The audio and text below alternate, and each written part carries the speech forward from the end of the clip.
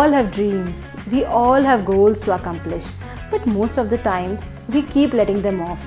At times out of fear of failure, at times we don't know from where to begin, at times out of sheer inertia. Whatever the reason be, the fact is the only way to achieve your goals is by taking action. Today we have with us Debjani Sengupta, General Manager Strategic Accounts, who with her proactive, prompt and action-oriented approach have crossed many professional milestones. Today we will be discussing the importance of action orientation, and Debjani will share practical insights and interesting anecdotes to help us identify right actions to achieve our goals.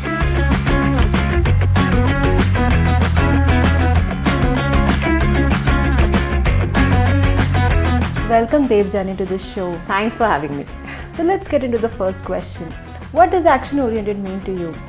So action oriented for me is a mindset and an attitude that is focused and committed in doing what it takes to achieve the desired outcome.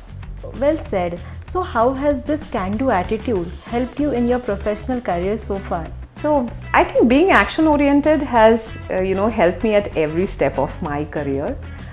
When you are young, you can be a go-getter, but then most of the times your actions are a bit unplanned and may come across a bit impulsive.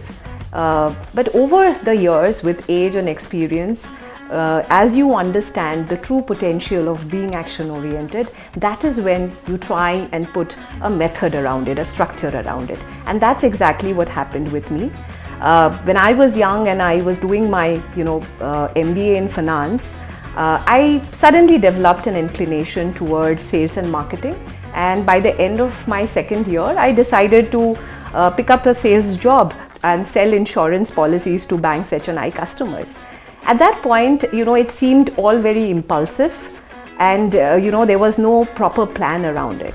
But over the years I realized that I'm pretty good at sales, I'm pretty good at strategic account management, and those are my key strengths.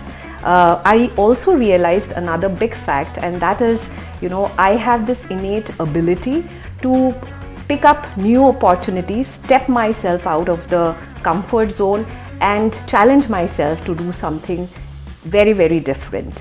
And, I just wanted to use that to my advantage. So I decided to put a plan and a structure around it. So when I decided, to move to technology from a banking and financial sector, I think this time I had a well thought out plan. I decided to take those baby steps, and I decided that I need to start reading about technology and the emerging trends. I did a couple of certifications. I reached out to my mentors and industry leaders for guidance, and kept an eye on all the opportunities that came by. The entire process took me close to 1.5 years, but that finally resulted in getting a tech consultant role at the end of the day. So I feel that being action oriented, being a go-getter is important, but to have a plan and a structure around it is equally important to catapult your career to a whole new level. Debjani, what an inspiring journey you had so far. But the biasness for action might impact the ability to reflect and analyze. How do you balance that?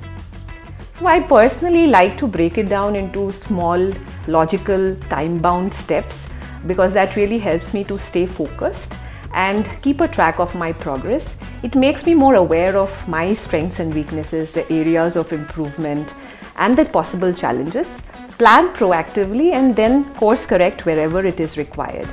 And being a salesperson, I think as a seller and an account management person, this comes naturally to me. While we have quarterly and yearly targets, but we take it one day at a time, and then possibly every fortnight or every month we look back and see where we are going wrong and take corrective measures.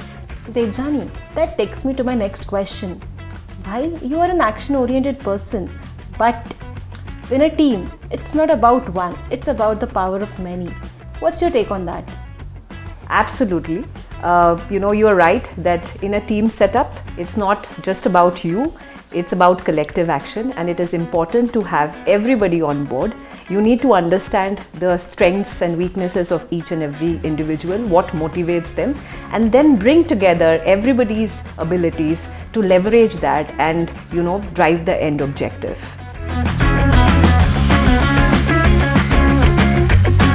This brings us to the most exciting part of the podcast, that is the rapid fire round. Are you ready? Let's go for it. Okay. So who's your role model, Debjani? It has to be Indra Nooyi. Coming from the conservative South Indian family to becoming the first woman of color to lead a Fortune 50 company, I think it takes incredible courage, strategic thinking, and action-oriented leadership skills. Superb. One book that inspires you and you would like to recommend? Actually, two. One is, My Life in Full by Indra Nooyi, and the second one is my all-time favorite, which is Lean In by Sheryl Sandberg. Nice. One advice you would like to give to other women leaders and employees? You need to prioritize your career goals and aspirations, because if you don't, then who would, right? So never let self-doubt, that sense of guilt, or the fear of unknown ever come in the way of your aspirations. And as Sheryl Sandberg says, don't leave before leave. Thank you, Debjani, for being with us and sharing your inspiring stories. Thank you to all our listeners for tuning in today.